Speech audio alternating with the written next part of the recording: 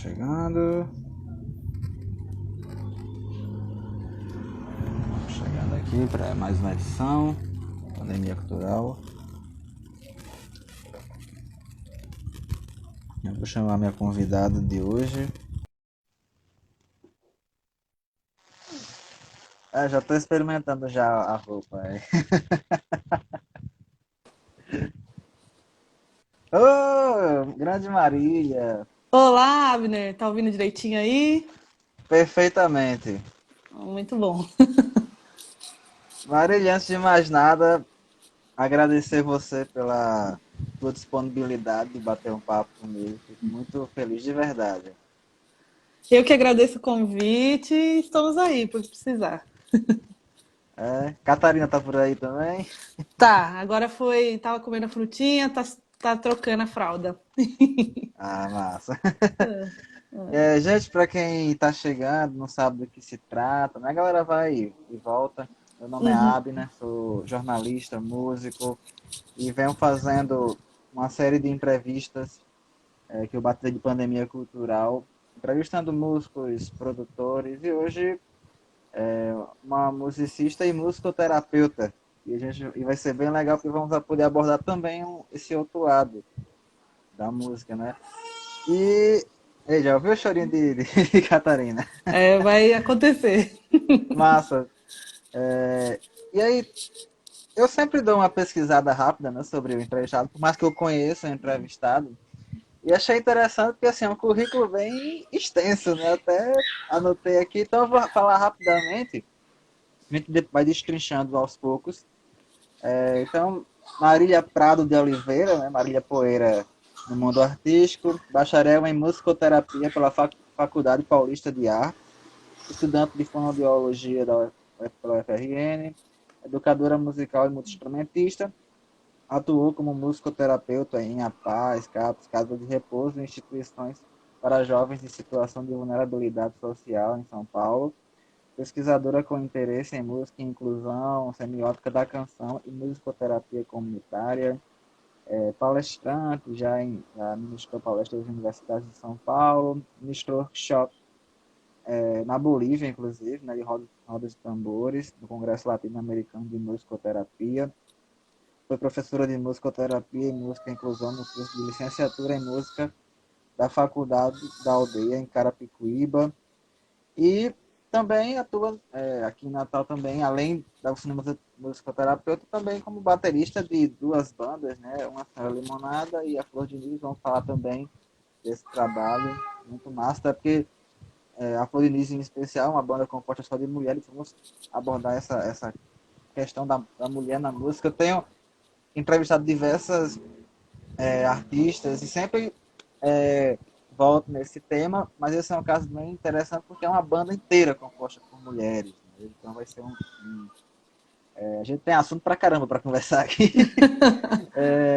E lembrando que agora eu atualizei o Instagram finalmente, então agora eles ficam para sempre disponíveis no IGTV, mas eu Muito vou bom. continuar postando também no YouTube depois, vai estar por lá registrado.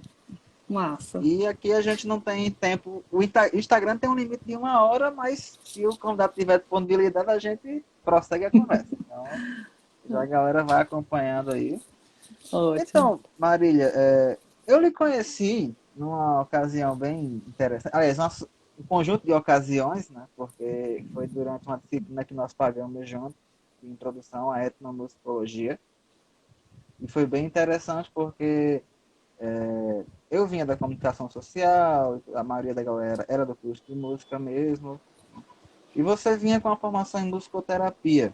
E foi muito interessante porque o professor Agostinho Lima, que ministrava aqui, cedeu uma aula exclusiva para você falar sobre isso. Eu vou só fechar a janela porque começou a chover aqui, só um Sim, minutinho. tá certo.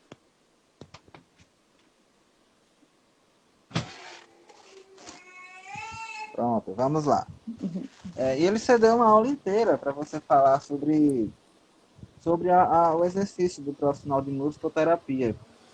E é interessante porque a gente está num momento. Eu tive a oportunidade de entrevistar duas artistas que também são psicólogas. E o profissional de psicologia, eu acho que ele nunca foi tão necessário nesse momento e vai continuar sendo necessário por um bom tempo, porque não é fácil manter um processo de isolamento social desse tipo e, e afeta muito o psicológico também.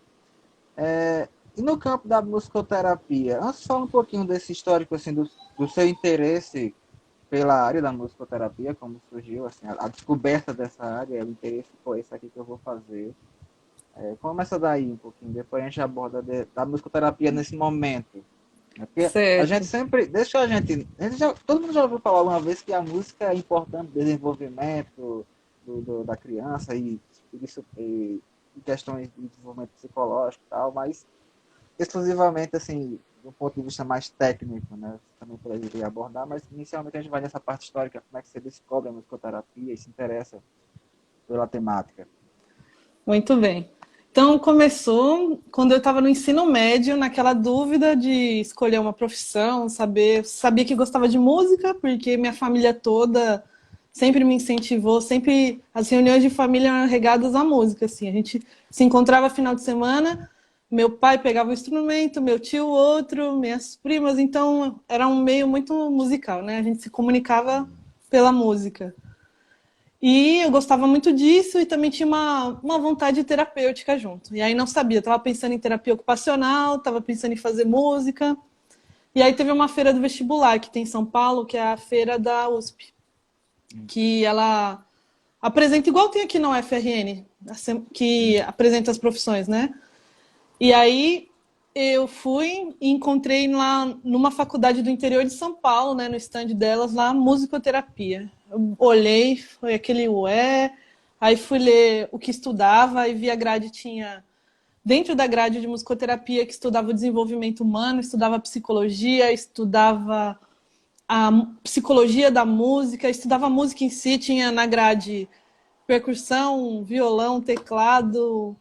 Eu falei, caramba, é isso. Eu me apaixonei e falei, é isso que eu vou fazer. Aí tive uma pequena desilusão logo de cara, porque quando eu fui me inscrever, eu tinha certeza que, como eu peguei esse folheto lá na universidade, na USP, eu falei, ponto, vou fazer meu vestibular aqui, vai dar tudo certo. E aí fui, né? Ué, não tem musicoterapia na USP, que eu tinha visto como um curso bacharel. E aí fui ver onde tinha. E aí descobri que tinha em pouquíssimos lugares em faculdades públicas. Tinha em Goiás, agora tem no Rio Grande, no Rio de Janeiro e no Rio Grande do Sul, mas não tinha em São Paulo. E aí um pouco tenso, mas depois consegui fazer numa faculdade, a Faculdade Paulista de Artes lá, um tempo depois que começou a ter esse curso. E é uma profissão apaixonante, assim, logo de cara. A musicoterapia começou, historicamente, depois do pós-guerra, da Segunda Guerra Mundial, que ela foi estabelecida como ciência. E olha só, foi um momento assim um pouco parecido com esse, Uhum. tão estressante como que a gente está vivendo, que chegavam as pessoas traumatizadas da guerra e não conseguiam falar sobre aquilo. Há alguns estados de catatonia, né, que é aquele estado que você não consegue se comunicar, é uma depressão bem grave. E dentro dessa perspectiva, começaram a utilizar a música e a estudar como isso ia trazendo reação das pessoas. E foi assim, nesse contexto, que a musicoterapia começou a se estabelecer como ciência, apesar dela ser usada para a saúde desde dos primórdios da humanidade, né? Na busca da saúde, tem na Bíblia, né, o uso da música por Davi para Pra ver, tirar os acalmar espíritos maus, Saul, né? exatamente. Então, a musicoterapia, a música que ela é buscada para obter saúde, saúde mental, é muito antiga, mas como ciência foi aí a partir da Segunda Guerra Mundial.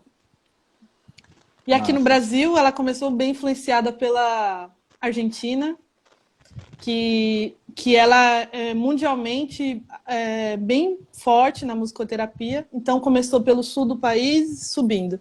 E ainda está subindo por o nosso país.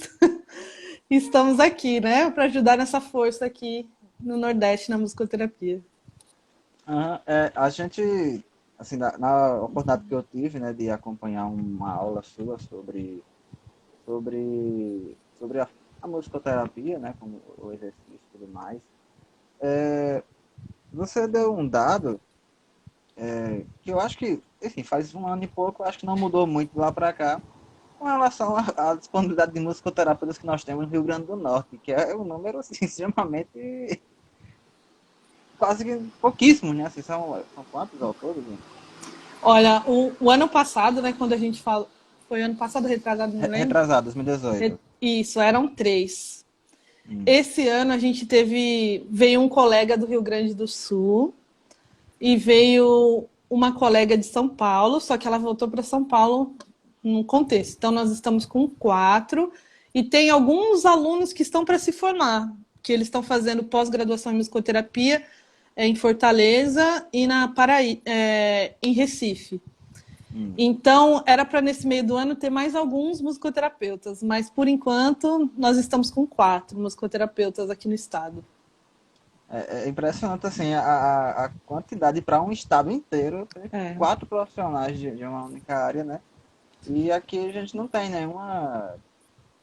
Existe alguma formação, né? Mínima? Não existe, né? Aqui. Não, ela não existe, mas está começando, está em projeto de existir. Eu acho que agora em maio vai ter mais uma aula.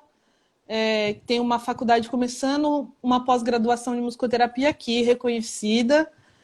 E só que agora nesse contexto talvez fique um pouco difícil. Esse ano ia ser a primeira turma de pós-graduação em musicoterapia de Natal, mas eu acho que talvez fique para o próximo ano. Mas é uma coisa que eu estou torcendo muito para que aconteça. 2020 eu acho que já era. Assim, 2020, tá difícil assim. Como disse um amigo meu, 2020 flopou. Flopou. Flopou total. Você, no seu currículo, né, foi informação que eu peguei do currículo Lattes, você tem interesse em pesquisa em música e inclusão, semiótica da canção e musicoterapia comunitária. No seu trabalho de musicoterapeuta profissional, você atua mais exclusivamente, sei lá, com público infantil? Qual é geralmente o público maior que procura esse tipo de serviço, né? Olha, aqui em Natal, a maioria das pessoas que me procuram, sabe, sem eu ter que fazer algum tipo de divulgação assim, são principalmente crianças que têm algum transtorno do desenvolvimento.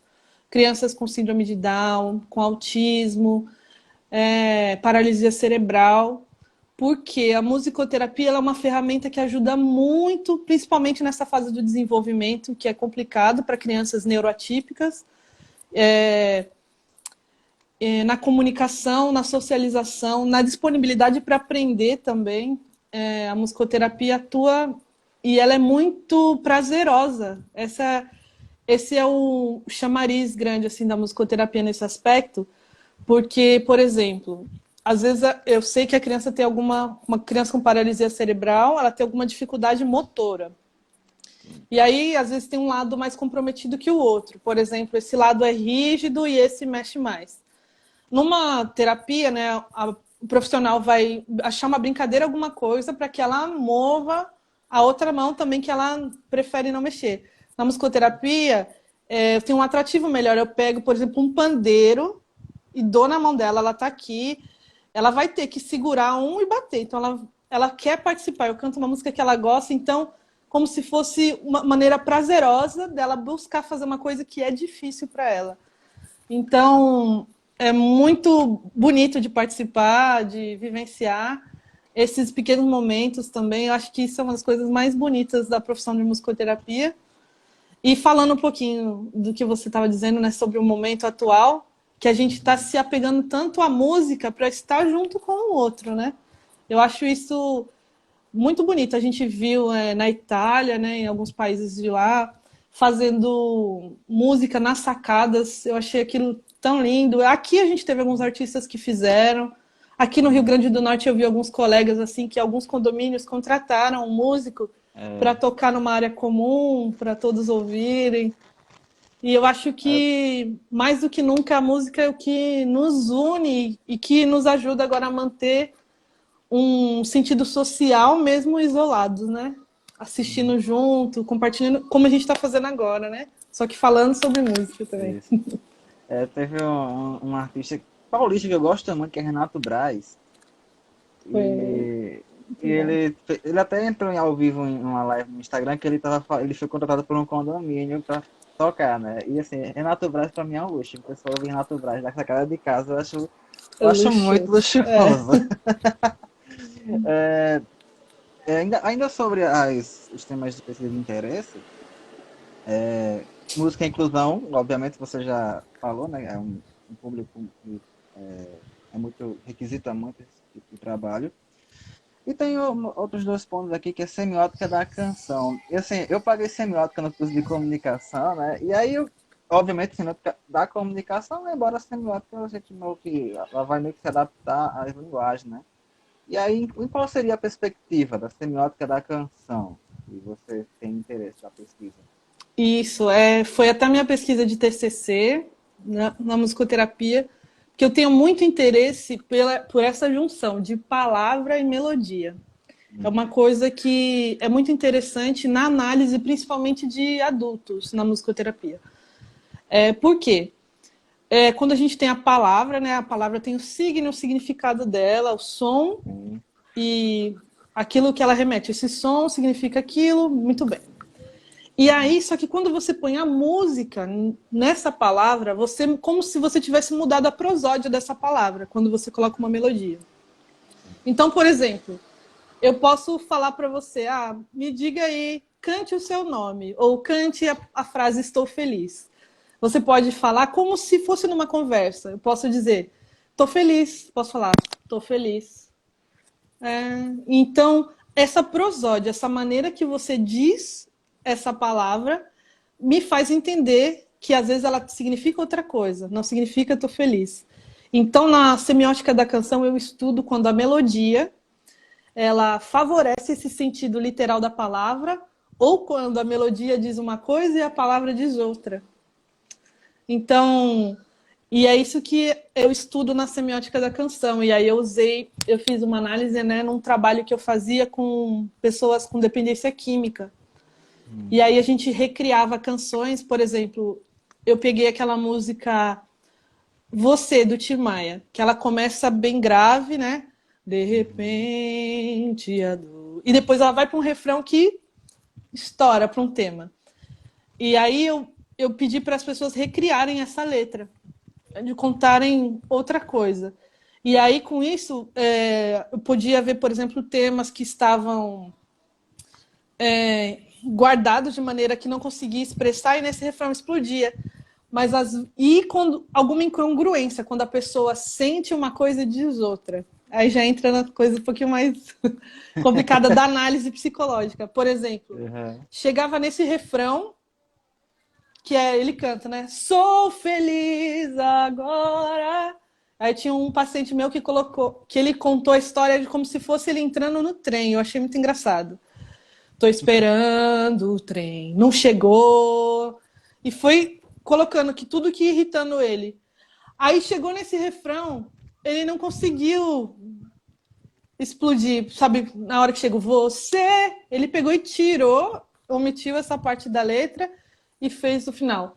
Tô infeliz agora. E aí, isso tem todo um sentido dele não conseguiu. Ele disse todas essas coisas que estavam incomodando ele, né, do trem, mas na hora dele dizer o que era o você, ele não conseguiu dizer o que era. Então, essas pequenas coisas assim que vêm da semiótica que a gente analisa na musicoterapia com uma mudança na letra, uma omissão, uma adição, uma incongruência de, como que eu posso dizer, dessa melodia, dessa prosódia vocal. E é um estudo muito maluco. Quem fala muito sobre isso é o Paulo Tati, de São Paulo, o Hum. irmão do Luiz Tati, que é do Palavra Cantada. Sim. E aí ele tem vários livros sobre semióticas da canção e é muito bonito. Foi ele, eu usei como base assim o estudo dele para ir fazendo essa pesquisa e ainda sigo, né? Me perguntando e questionando e pesquisando. Massa. E musicoterapia comunitária, o que seria exatamente? Seria o trabalho em grupo? Isso, a musicoterapia comunitária ela já tem um pensamento diferente da musicoterapia clínica. Que nem, por exemplo, essa que eu vou, tem um paciente com autismo, atendo. A musicoterapia comunitária, ela pensa o social. Então, ela vai pensar não só no bem-estar daquele paciente, pensa no bem-estar de uma comunidade, de um grupo de pessoas. Em São Paulo, eu fazia um trabalho junto com meu amigo Paulo Suzuki, que era dessa roda de tambores, que a gente foi apresentar até na Bolívia, que é o meu sonho conseguir fazer aqui. A gente fazia isso num espaço aberto. A gente ia numa praça, no centro de São Paulo, levava os instrumentos musicais, e geralmente eram os moradores ali da região e um grupo de pessoas que sempre ia para lá. Era um evento aberto, gratuito, a gente disponibilizava os instrumentos musicais e por 1 hora a gente tocava. A gente usava algumas técnicas para conduzir todo mundo, porque não precisava saber tocar nenhum instrumento, para conduzir essa improvisação musical em grupo. Isso ia fortalecendo o grupo e o social em volta. O que acontecia? Essa praça ela sofria sobre especulação imobiliária. Lá em São Paulo é muito... Esses lugares verdes no centro são muito visados para isso, né? E aí esse grupo de pessoas participava também da roda como fortalecimento desse local, como assim, nós que moramos aqui em volta vamos proteger esse local. E faziam a roda e faziam outras atividades também, tinha tai chi na praça. E então a musicoterapia comunitária ela vem das questões, ela busca as questões de um grupo de pessoas e apoia isso com a música. Tem grupos que fazem associações de bairro, às vezes no próprio UBS, só que pensando saúde não só, né, na ausência da doença. A saúde ela envolve o bem-estar físico, social, inclusive, emocional. Então seria uma musicoterapia que trabalha não quando tem uma patologia. É uma musicoterapia que trabalha o seu bem-estar geral. Então não precisa ser tipo, eu vou buscar musicoterapia porque estou doente. Não necessariamente. É uma musicoterapia que fortalece um grupo. E aqui, cara, isso seria um sonho, né? Porque eu vejo aqui as praças, as pessoas não habitam as praças, né? Alguns espaços públicos, por medo, diversas questões. Mas eu acho que quanto mais a gente não ocupa esse espaço, mais ele fica à mercê de outras coisas. Então, um dia, quem sabe, a gente fazer um movimento de abraçar uma praça. Porque esse movimento em São Paulo chamava Abrace e Ocupe. E os moradores abraçavam essa praça e eles mesmos cuidavam, faziam eventos, era muito interessante. E o que vai fortalecendo a comunidade, o bairro, socialmente, politicamente, saúde, era muito legal. É uma coisa de você assumir, se apropriar do seu próprio território, né? Isso. Território. Eu acho assim, quando acabar tudo isso, toda essa loucura de pandemia, ele vai ter que ocupar qualquer centímetro da rua, tanto por essa questão, como também pelo fato de que ninguém aguenta mais ficar em casa. Exatamente. Eu vou passar acho que 1 semana no Beco da Lama sem pisar em casa, porque não aguento mais ficar longe daquele lugar. Você falou das rodas de tambores, e assim, e aí teve um ponto do seu currículo que eu não citei no início, porque eu deixei até destacado para mencionar isso depois, né? Que você está entre os 8 brasileiros facilitadores de rodas de tambores certificados no país. Isso. Explica um pouquinho o que é, assim, você já explicou um pouco de tambores, né, e tal. Explica mais um pouquinho sobre isso, incluindo esse fato, né? Você é uma das 8 certificadas, né? Como facilitadora. Exatamente. A facilitação de roda de tambores é uma prática que não precisa ser feita necessariamente por um musicoterapeuta, pode ser por um musicista, ou por um educador musical. Mas ela é muito forte, principalmente com educadores musicais e musicoterapeutas. Ela foi desenvolvida observando as rodas de tambores africanas, que era uma coisa comunitária, pacificadora, que as pessoas se reuniam para tocar, compartilhavam instrumentos e sem muita fala, todo mundo, mesmo com pouca experiência, conseguia participar, estar em comunidade tocando nessa experiência. E ainda tinha um lugar de fala. Por exemplo, tinha momentos que tinha lá um facilitador, que não era o regente, né? Ele é um facilitador. Ele dava algumas dicas, principalmente com gestos corporais, que, por exemplo, ele dá um espaço para você solar, mesmo você não sabendo tocar. Faz um gesto para parar todo mundo, para todo mundo te ouvir, aí para, bota você para conversar com outro instrumento, mesmo sem saber tocar. Então, é uma prática de olhar o outro, de compartilhar, ela é super gostosa. Então, a gente usa instrumentos de percussão, vários tipos de tambores, chocalhos. A gente tem um talking stick que a gente usa, que é como se fosse um graveto, mas que tem toda uma simbologia que é quem segura ele tem a fala, como se fosse isso. Então, geralmente, a pessoa que está facilitando utiliza ele, simbolicamente, para orquestrar, né, para facilitar esse som que cada um traz para a roda. Então, o facilitador é isso. Ele vai ouvir esse som que é espontâneo e vai dando dicas, vai dando arranjos para que potencialize esse som que cada um traz para a roda. E é muito bonito de ver. Eu já fiz essa roda assim comunitária, num espaço público. A gente já fez no Parque do Ibirapuera. Chegava, colocava os instrumentos e começava a tocar. E eu chegando pessoas, e agregando, e aquele som ia se construindo. E, de repente, né, a gente tinha uma comunidade toda falando a mesma língua. No momento que a gente é tão difícil o diálogo, entre pessoas com opiniões diferentes, por diversos motivos. É um espaço pacificador, sabe? Onde todo mundo consegue falar e se ouvir, se olhar. É uma experiência muito boa de fortalecimento de comunidade.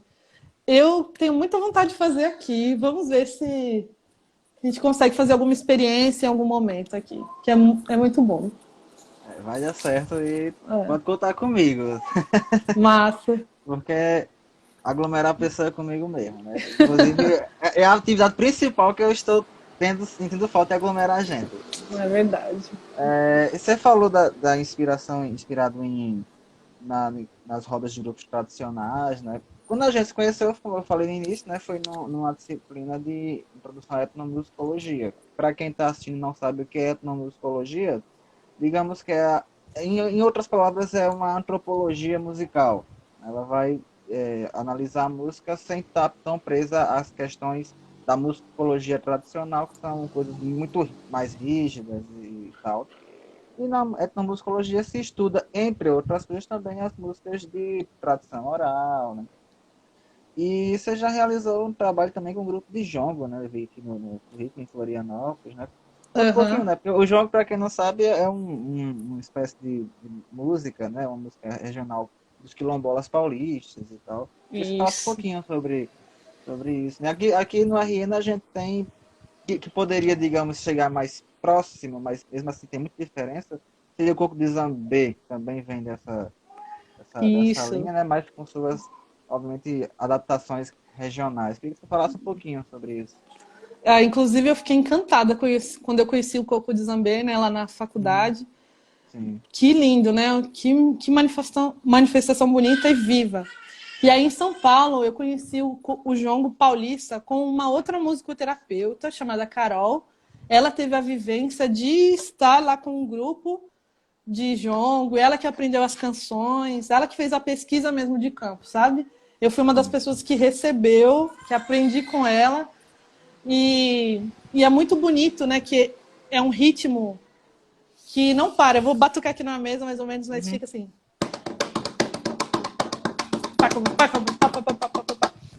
E é muito, muito rápido, e se dança de dupla também. Tem algumas semelhanças com o coco, né? Com aquele coco que dança junto. E a cantiga também é sobre o dia a dia quilombola, né? O dia a dia dessas comunidades tradicionais. Tem uma bonitinha que eu gosto de cantar, que eu adoro, que é ela vendendo coisas. É como se fosse uma pessoa que faz quitutes, coisinhas, e vai vender. E é um jongo bem bonitinho, que é assim: quem quer comprar, quem quer comprar, quem quer comprar o que eu trouxe para vender? Para vender eu trouxe coisa bonitinha, marafa, cocadinha e azeite de dendê. E aí ela canta, depois todo mundo canta em coro, e assim vai. Sempre também responsorial. E uma manifestação muito bonita. E aí teve um outro encontro de musicoterapia brasileira, que a gente, os musicoterapeutas ali da região, a gente se organizou e apresentou o jongo paulista lá em Floripa. Foi muito massa. Nossa, eu tive a oportunidade de ver um grupo de jongo na UFRN. Olha Foi em só, 2000, eita, agora para lembrar, acho que foi 2014, 2015, por aí. Que era um grupo que estava em Natal para algum outro evento. E aí, o professor Luiz Assunção, que é um das ciências sociais, um grande pesquisador das culturas populares, acho que talvez um dos que maiores legal. assim, em termos acadêmicos do estado, ele estava lançando 2 livros na cooperativa, e aí o grupo estava em Natal e alguém, não, vamos lá se apresentar, e fizeram a Que apresentação sorte. rápida no lançamento. Foi a primeira vez que eu vi, eu nunca tinha ouvido falar de Jongo, e vi a primeira vez e achei bem interessante a, a maneira paulista de, de, de se dançar o que para nós seria, a gente chamaria de coco, né? É. E tudo mais. Deixa eu ver aqui mais, porque é tanta coisa que eu não sei. Ave Maria. Eu acho que a gente podia entrar agora. Você é natural de qual cidade de São Paulo mesmo? Eu esqueci agora. Caieiras, que é uma cidade da região metropolitana, como se fosse Parnamirim. Vamos fazer uma. Ah, sim. Como é que você veio bater onde o vento faz a curva? Então, eu vivia lá em Caieiras, trabalhava lá. E aí, olha, inclusive, uma das responsáveis de eu vir para cá acabou de entrar, que é a Sandra. Ela é fonoaudióloga e Sandra, obrigado. ela é fonoaudióloga e eu trabalhei com ela na PAI. Então, a gente atendia juntas, musicoterapia e fonoaudiologia. Aqueles atendimentos eram inspiradores, eram muito legais. Por exemplo, tinha uma paciente nossa que começou. Ela tinha uma condição de paralisia muito grave. E aí a gente fazia um trabalho eu estimulava com som e ela queria se comunicar e a Sandra, fonoaudióloga, dava instruções. Por exemplo, eu começava a cantar uma música infantil, Seu Lobato tinha um sítio, ia, ia, oh. E aí eu falava, tinha um cachorro, e aí ela queria falar au, ela queria falar. E aí a Sandra vinha, como fonoaudióloga, e ajudava ela nesse movimento de fala. E aí a gente foi conseguindo os resultados com outros pacientes também, que era muito interessante. Aí, um tempo depois, a minha amiga saiu, passou num concurso e foi trabalhar em outro lugar. E aí eu fiquei com aquilo, sabe, daquelas coisas que a gente fazia juntos, daquele conhecimento, e me interessou muito. E aí eu fiz o Enem. E aí eu falei para minha mãe, já estava avisando minha família, olha, se eu passar, eu quero ir morar no Nordeste. Quero ir, quero ir morar numa praia, mas não sabia onde. Aí fui colocar minhas notas aqui, eu tinha opção que a minha nota dava certo, dava Recife, Salvador e aqui. Fiquei numa dúvida, mas aí eu achei Recife, Salvador, assim, que já estavam muito metrópole. Eu já estava querendo sair daquilo, sabe? Sim. Muito briga também de ego para dizer qual que era a melhor cidade do Nordeste. Tem uma coisa assim, sabe? Tem Fortaleza também na briga agora. Então, aí eu É, peguei, fiquei pensando. E aí eu tinha conhecido um amigo aqui de Natal que falava tão bem. E eu falei, caramba, vou para Natal. E tcharam! Não conhecia aqui, não conhecia ninguém daqui. E vim. Por causa de fonoaudiologia e da minha amiga Sandra, aí foi que me inspirou. massa.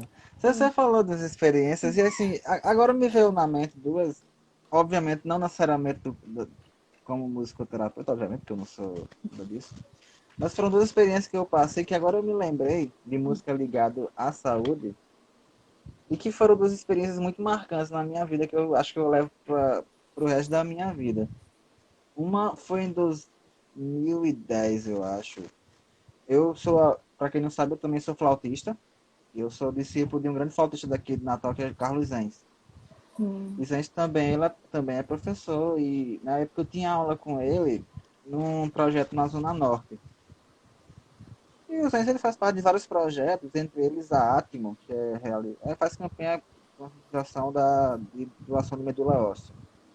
E ele sempre realiza uma festa de Natal das crianças de Varela Santiago, Zenz levou a gente para participar, tocar.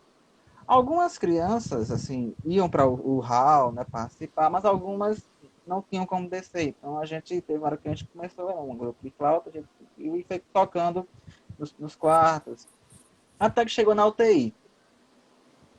E quando chegou na UTI, foi um momento assim. Tinha um garotinho lá que ele estava completando 3 anos naquele dia. Só que eram 3 anos de vida e 3 anos no hospital. Ele nunca tinha saído. E a gente começou a tocar parabéns pra você. E ele não falava assim nada. E quando a gente começou a tocar, ele virou o rosto pro lado que a gente tava e tentou dar um tchauzinho.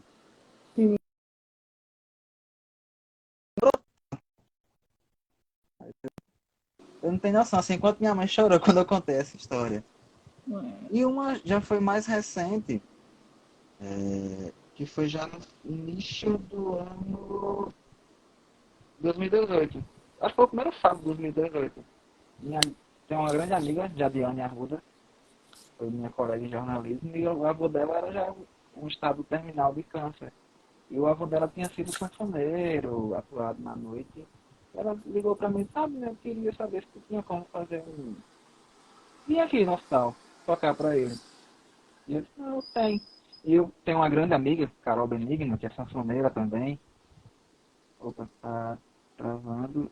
Me avisa aí se voltou, Grazi. Continuar aqui. E aí a Carol a Carol também é sanfoneira, e eu disse, vou chamar a Carol para ir junto nessa missão. E a gente foi, e assim, foi um momento, outro momento que eu não vou esquecer tão cedo. Porque a sanfona de Carol ela é um pouco menor, e aí ele conseguiu ainda tocar, nem era a intenção, mas ainda conseguiu tocar um pouquinho, tem até os vídeos, né? Alguns meses depois ele acabou vindo a falecer. Mas assim, eu só tive essas duas experiências. E já me marcaram profundamente. Imagino você que deve presenciar isso, deve ser uma espécie de pão nosso de cada dia. Então imagino a quantidade de experiências que você já deve ter presenciado, né? E vivido e participado. É assim, é uma honra, sabe, poder compartilhar, viver desses momentos, participar desses momentos de algumas pessoas. Eu vejo como se às vezes a gente conseguisse ver aquela pessoa, mesmo numa condição muito difícil, no seu esplendor, em um momento Uhum. de esplendor, sabe?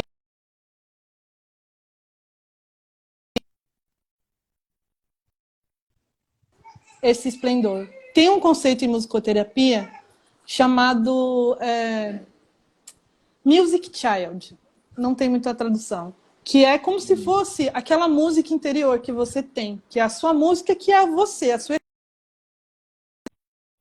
interior, esse está preso às vezes por uma patologia, por uma dificuldade, por algum pensamento. E na musicoterapia o nosso trabalho é tirar essa capa, essa coisa que prende o seu ser musical para que ele se expanda. Quando essa música vem para o mundo, quando você modifica a sua vida na música, você modifica a sua vida, o seu mundo. Então, se você consegue fazer com que uma criança que estava ali presa naquela situação de hospital, ali quando ela estava presa naquele diagnóstico, quando você consegue fazer ela virar e sorrir, você expandiu a musicalidade dela, você tirou essa coisa que prendia ela para ela poder ser ela, ser criança, poder ser ela plena ali. E alguns trabalhos a gente consegue vivenciar isso, e acho que é o mais prazeroso da musicoterapia. Quem quiser ir fazer a pós, logo, logo vai ter mais aqui em Natal, espero. Enquanto isso, tem algumas pessoas que gostam tanto, que estão indo para Recife fazer pós, estão indo para Fortaleza, e logo, logo vai ter por aqui também. Eu trabalho também no hospital psiquiátrico aqui da cidade. No momento eu estou de licença, porque eu sou do grupo de risco por ser lactante, por causa da minha bebê. E aí eu ainda tenho mais um tempo de licença, mas lá também é um trabalho que exige muito, muito amor, muito conhecimento também, porque a musicoterapia, né, apesar de ser a música, né, a gente não é simplesmente levar a música, né, para o outro, que isso também é válido, só não é musicoterapia. Ele é super válido e interessante. A musicoterapia requer um processo, um entendimento e as técnicas para quebrar esse invólucro aí, para a pessoa poder ser ela plenamente, independente da condição dela. Exato. Vamos agora para o outro lado. Agora a Marília Poeira, né? A gente falou da Marília Prada, agora a Marília Poeira. É isso aí. Para quem está chegando aí agora, né? Quem chegou depois, aqui hoje, papo com Marília Poeira, musicoterapeuta, musicista, grande pessoa. Esse papo sobre musicoterapia, assim, fantástico. Você está atuando, né, também em 2 projetos musicais. Eu até comentei com a Luana até hoje, inclusive, que depois eu vou marcar com ela, que a gente vai falar bastante sobre Nossa Limonada. Até porque hoje uma ex-integrante da banda, que é a Carol, inclusive, a Carol Vendigno, passou da primeira formação, ela disse, eita, eu quero assistir. Mas você está compondo a banda também, né? A Nossa Limonada Sim. e a Flor de Nis. Então, eu queria que você falasse um pouquinho sobre, primeiro, se Nossa Limonada, como é que foi o convite, já que você chegou, a banda já entrando em processo de gravação, se não me engano, já do álbum. Né? Então, me conta como é que foi o convite. Foi muito legal, assim. Eu conheci a Luana, né? Mas aí a banda dela já estava todo vapor, eu estava só na Flor de Nis. E a Flor de Nis tinha dado um tempo por várias questões, inclusive a gente ficou mais de um ano assim, paradinhas, mas ela sabia, a Luana, que eu tocava bateria, eu sabia da banda dela que era ótima, beleza. Foi indo, aí a baterista delas foi fazer um mestrado no Rio Grande do Sul. A Fernanda, né? A Fernanda. E aí a Luana viu um edital que podia concorrer para a gravação do álbum. Eles tinham já algumas composições, mas não tinha baterista. Dela falou comigo no particular, falou, ei, a gente está querendo concorrer um edital aqui, mas a gente está sem baterista. Então a gente não sabe muito bem se vai ou não vai. O que você acha de somar com a gente? Já assim, né, para ir gravar. Aí eu peguei, pensei um pouco, eu falei, bora, vamos, porque eu gosto muito, né? Já gostava muito do som. A Luana me apresentou as músicas, eu apresentei algumas ideias, mas a Luana é uma pessoa que ela já compõe a música toda. Já compõe tudo. Então ela foi me apresentando as ideias dela, eu fui entrando em harmonia com a banda, e a gente ficou um processo de todo final de semana trabalhando, arranjando as músicas, em estúdio direto, se encontrava na semana às vezes. E aí quando chegou na hora de gravar, Catarina não deixou. Que eu já estava com a minha gravidez bem avançada nesse período, inclusive uma senhora limonada muito maravilhosa, por isso se adaptou todinha para poder me encaixar ali, né, como gestante dentro desse processo de gravação, de composição. Foi muito legal. Eu vejo que, na verdade, elas adotaram a Catarina. Eu sei que a Luana ama essa menina. O que eu mais vejo é ela postando foto com Catarina. Né? Sim, e foi muito legal isso. Porque... Gente, assim, eu já encontrei a Marília e a Catarina em alguns momentos. Vocês têm que ver, assim, eu acho uma coisa muito fina. Os protetores de ouvido da Catarina. É uma coisa, assim, muito fina. É sim, eu colo porque sempre eu vou sair com ela para lugar que tem muito barulho. Isso. Também estudo fonoaudiologia, né? Não posso dar uma exposição alta ao ruído da minha filha, né? Exato, corretíssima. Aí eu coloco o protetor de ruído nela e vamos sair, porque tem que sair também, né? Com a proteção e tal. E aí a gente sai. E a Luana realmente, ela adotou também Catarina. Ela é tia, ela é tudo para Catarina. Liga, fala com ela. E isso foi muito importante, porque se não houvesse a compreensão da banda, que agora não dá mais para ser, tipo, qualquer hora, qualquer lugar. Não posso mais, porque Marília e Catarina, não tem como dissociar minha filha de mim, ainda mais numa fase que ela precisa tanto, né? Da minha presença. Então, elas foram super compreensivas, elas e o Garu também. E foi o máximo. E foi um processo muito gostoso, porque a gente acabou ficando muito próximo por causa de tudo isso, né? De estar gestando um disco e gestando uma filha junto. Foi muito legal. Muito bonito. E tem um ponto que eu acho interessante, e aí já vou meio que entrar também na questão da Flor de Lis, que aí eu acho que a gente vai até falar um pouquinho mais, porque é uma banda assim, 100% De composta por mulheres. mulheres, né? É. Eu acho um ponto interessante, toda vez que você vai meio que, de repente, gravar alguma coisa, a Catarina sempre tá com você. Faço questão. E é isso que eu queria falar, porque realmente eu vejo que é uma espécie de posicionamento quase que político ter a Catarina Exato. junto com você. Eu queria que você Isso. falasse um pouquinho, e aí já ainda também na história da Flor de Lis, porque o próprio nome já é interessantíssimo, já homenageia É. duas mulheres interessantíssimas, mulheres Isso. fantásticas. Eu queria que você falasse um pouquinho sobre isso, né? O fato de ser uma musicista que é mãe solo e faz questão de que a filha faça parte. Porque isso me lembra um pouquinho também a devidas proporções, obviamente, mas assim, a Manuela Dávila na campanha eleitoral fazia questão de levar a Laura junto, e ela disse uma condição que ela colocou para lançar o nome dela ainda como candidata à presidência, né, pelo PCdoB, de que ela pudesse levar a Laura com ela. Não ia abrir mão dessa função de mãe, digamos assim. Então, eu Isso, queria que você falasse um pouquinho.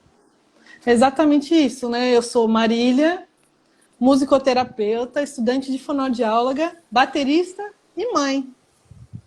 E eu sou mãe, fazendo todas essas funções também.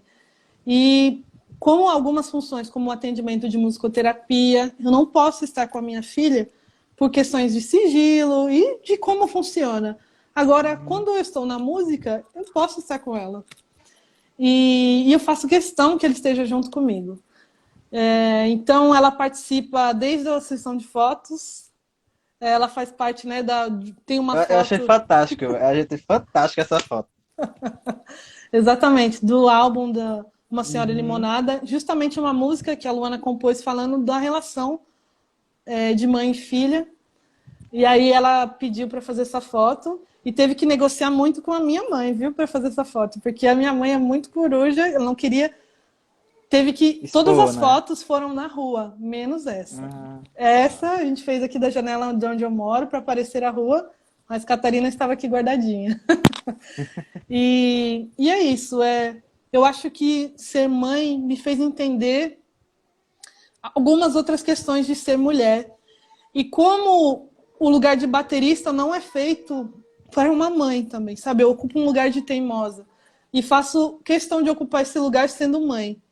Além de ser mulher, sendo mãe, com a minha filha junto Uhum. comigo, que gera algum estranhamento, gera de algumas pessoas, mas para ela tem sido ótimo, assim como para mim, né? Então eu faço questão de ocupar os lugares sendo mulher, sendo mãe, e os lugares que não puder me receber com a minha filha, então não servem para mim também. Só todos esses eu só vou aonde eu posso ser como mãe. E a história da Flor de Lis, como é que. Flor de Lis, que agora a gente ia gravar justo esse mês. Agora a gente já está gravando para lançar o mês que vem. Mas tudo bem, vai dar certo. A Flor de Lis é um projeto meu. E eu vinha de É São seu Paulo, esse projeto, né? Seu esse projeto. nasceu assim, eu que fui buscar cada uma. E em São Paulo eu toquei com algumas meninas, eu tinha banda só de mulheres lá. E depois que eu comecei a tocar numa banda só de mulheres, eu passei a perceber a cena musical de uma outra forma. Eu passei a me perceber como tocar pode ser um ato tão político, simples assim. Uhum. Como às vezes, ainda mais que eu comecei mais jovem, né, tocando, que agora eu já tenho lá meus 30, mas comecei tocando em bandas de mulheres com os 18. Antes eu tocava com rapazes e tal, e depois comecei a tocar só com mulheres. E eu percebia como havia uma disponibilidade muito maior de ver do que ouvir a gente, sabe? Uhum. E achei muito interessante. Quando, às vezes, um homem é meio mediano tocando, como ele tem uma certa. Relevado isso. Agora, se uma mulher não Ah, for menos que genial tocando, é muito difícil ela ser escutada, sabe? uhum. E, e eu acho muito interessante ocupar esse lugar de não estar, sabe? Às vezes a mulher, principalmente numa cena rock independente, às vezes ela está lá no cartaz, mas ela não está no palco, né? Ela está ali na plateia, mas não está no palco. Então, eu faço questão de procurar. Eu cheguei aqui já procurando mulheres para formar uma banda. Foi assim, quase minha prioridade era achar um lugar para morar, porque não tinha. Aham. E a segunda era montar uma banda de mulheres. E aí, dentro da própria sala de fonoaudiologia, encontrei a Gabi e a Alba, que uma é guitarra e vocal e a outra é vocal. Depois eu conheci a Raíza indo lá no pessoal do Viramundo Potiguar, do Viramundo ali do Paço da Pátria. E foi o primeiro lugar que eu toquei bateria em Natal, já me acolheram, me levaram lá, porque não tem bateria aqui. E foi muito interessante tocar com eles. E daí conheci a Raíza lá, que é a nossa baixista. E depois me chamaram para outro projeto de música pop, que era para tocar em barzinhos, para tirar um dinheirinho. E aí, lá eu conheci a Jéssica, e a Jéssica foi difícil para entrar na Flor de Nis, que ela faz uma coisa de cada vez. Quando aquele projeto lá não deu certo, ficou mais nos planejamentos, não rolou, aí eu chamei ela para Flor de Nis, e aí a gente conseguiu fechar nosso time, e esse nome, né, Nis, em homenagem a Nízia Floresta, em homenagem a Nise da Silveira, né? Nízia Floresta como feminista expoente potiguar, conheci ela aqui, a história dela, como ela trouxe questões relevantes para a pauta, como ela conseguiu divorciada lá em 1800 e tanto, assim, achei muito bom. E Nise da Silveira, né, que ela usava a arte para revolucionar a saúde. Ela usou a arte para revolucionar espaços que eram masculinos e prisionais, né? Transformou aquilo em outra coisa. Então, achei essas duas forças vêm junto com a palavra flor, como se a gente fosse uma descendência, uma semente dessas duas mulheres que a gente está desabrochando agora, né? A gente ainda não é árvore, não é fruto, mas uma pequena flor desses conhecimentos dessas duas mulheres que foram muito importantes. E aí, na nossa música, na Flor de Nis, a gente fala sobre o ponto de vista, do nosso ponto de vista feminino das coisas. Porque uma coisa assim que às vezes a gente enaltece muito um ponto de vista masculino sobre uma mulher. Por exemplo, as mulheres de Chico Buarque. Todo mundo adora o Chico Buarque pensando, falando como uma mulher. Mas o que eu quero, o que a nossa ideia é uma mulher falando como é ser uma mulher dizendo como são as coisas, né? Eu tem um livro da Virginia Woolf, que é um teto todo seu, que ela fala muito sobre isso, né? Ela foi pesquisar as definições de mulher.